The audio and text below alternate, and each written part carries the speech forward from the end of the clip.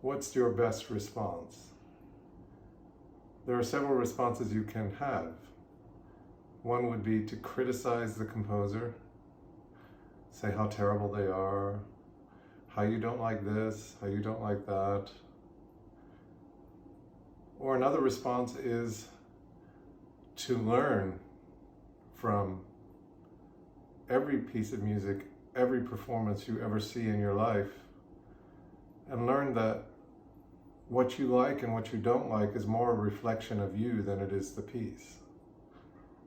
And then, if you learn from these things as expressions of yourself rather than of somebody else, you can begin to try to craft something that remedies the problem. So you make the medicine to fix yourself. If you want to create a piece of music that doesn't have all of the terrible qualities that you see in somebody else's music, then you have to take the responsibility of making something yourself and putting it forward to the community as part of a conversation amongst the artistic community, so that your voice represents a different vision, a vision that you think is somehow more complete, or that you think somehow contains the things that are important for your time. And then you become part of the discussion. And you have to understand also that the moment you do that, your piece now is going to be subject to criticism. Your piece is going to be examined the same way that you examine somebody else's. And they will criticize you just the way that you criticize them. And you have to be able to take that. You have to be able to take it. Because nobody is going to make a piece that's free from criticism. It's impossible. Not possible at all. So my suggestion is, the moment you find something you don't like, you learn from it. Just as a recapitulation. You learn from it, and you learn what you don't like is something telling you something about yourself, telling you something about what's important to yourself. And then you need to formulate a response which does include the things that you think are important to yourself. And then you need to put it out there to the community so that it can be part of the conversation. And then you have to accept the criticism that comes with it. That's the process. That's what we do over and over and over again. And you will be rejected. You will be taken apart. Your music will be examined. Your ideas will be ridiculed. All of that. That's just part of the process. That's what we have to do.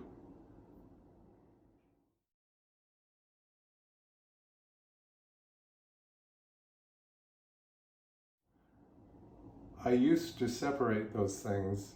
I used to create separations, artificial separations between my work and my life. But about 15 to 20 years ago, I stopped doing that.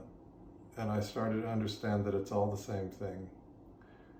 And I actually started giving some lectures about that, talking about composing the composer. We are just human beings, and every day we wake up, the sun comes up. Every day we go to bed, the sun goes to bed.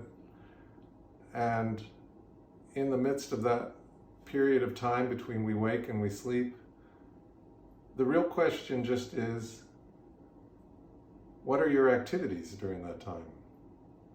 What are you doing during that time that you're awake? And I think we need to develop more awareness of the things that we're doing from a moment to moment to moment. And that really gives us a clue about what's important to us. So I would say you always look at somebody's actions, not their words. You always look at what it is they actually spend their time doing, not what they spend their time saying that they do, because that really reveals what's truly important to them. Their actions, not their words. And we need to do that with ourselves. And so as you try to think about, oh, let's say you have classes and you have requirements and you have to do a deadline and you have a piece and you have a this and a that and a this and a that and you have so many different things you have to do. Well, a lot of times your time is being structured by someone else, and we have to do some of that in this life. We have to live on somebody else's structured time and other people's deadlines and other people's ideas about what's important for us to learn, especially if we're students. But I guess it's a question of how do you treat those deadlines? How do you treat that structured time? Can you see it as something beneficial rather than harmful? If you can't see it as beneficial, then I think you need to get out. Then I think you need to find another avenue. It's a different people respond to these things in different ways, and some people can manage to live in a structured time environment and other people cannot. I don't know what kind of person you are. I'd have to talk to you.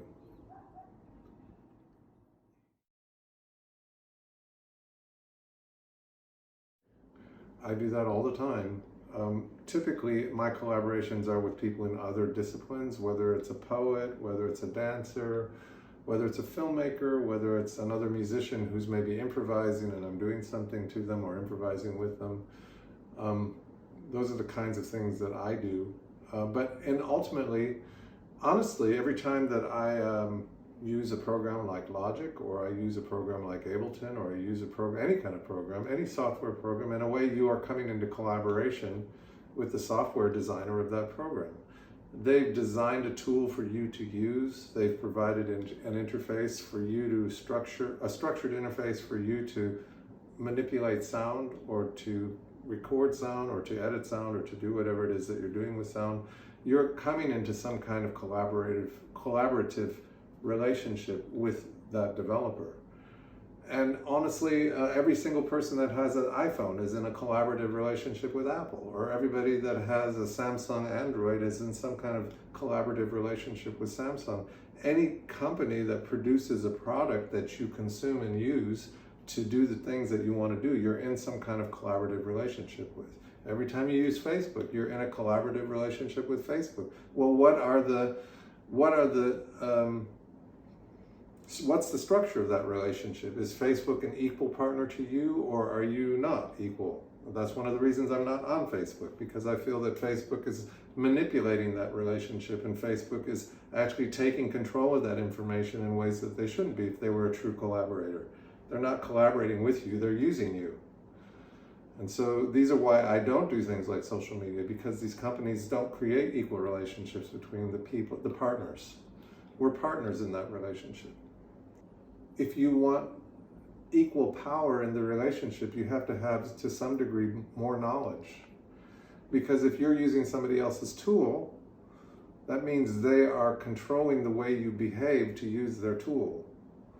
You have less power in that relationship. Whereas if you design your own tools, or you use somebody else's tool who then makes that available for you to see how that is actually made, and you can understand how it's constructed. That's the whole notion behind freeware and open source, is that people share their source code so that you can understand how things are built.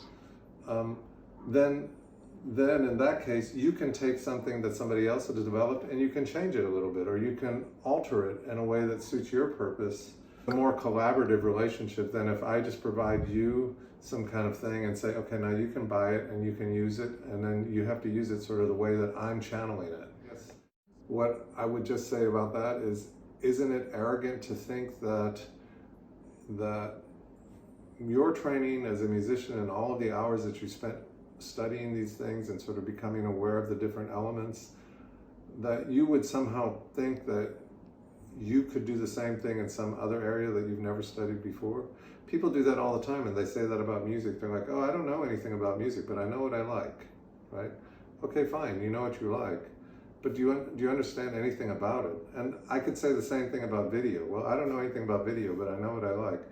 All I know is that in all of the collaborations that I've done with other people, I have learned a lot about how they view, how they see things, whether it's an image, the way that it's composed, the way that it appears, the way that it evolves, the way a sequence is structured, the way that somebody behaves in space, the way that somebody moves in space, the way that their body relates to gravity. All of these things are things that are just on the very bare periphery of my awareness. And in my collaborations with other people, I can learn more about the way that they experience.